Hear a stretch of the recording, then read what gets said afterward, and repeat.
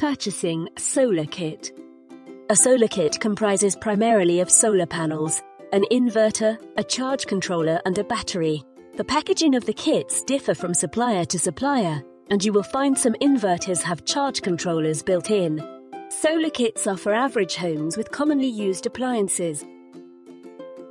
Let's discuss how to go about purchasing a solar kit.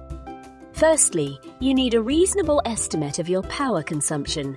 For instance, a standard 3-bedroom house can make do with a 5 kilowatt peak solar kit. Check out our other videos to help work out your consumption.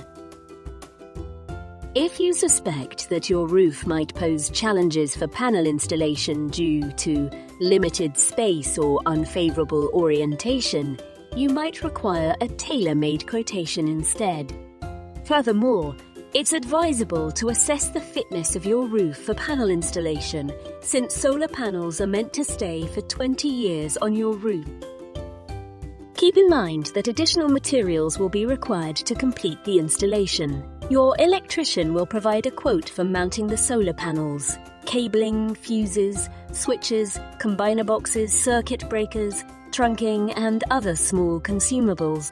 These additional materials can cost an additional 15 to 20% on top of the solar kit cost. If you're unsure whether your home is wired 3-phase or single-phase, take a picture of your distribution board and share it with your electrician. Solar kits are typically designed for single-phase installations.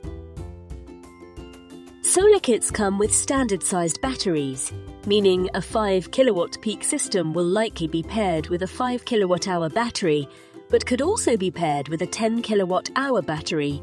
Carefully compare the battery specifications and quality of cells from different suppliers. Check our other videos for battery selection.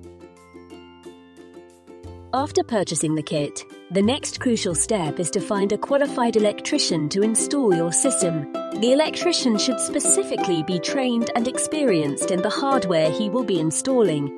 This is necessary to avoid ending up with a dysfunctional installation and potentially voiding the warranties on the hardware. If you found this video helpful, please like, subscribe, and share the link with others.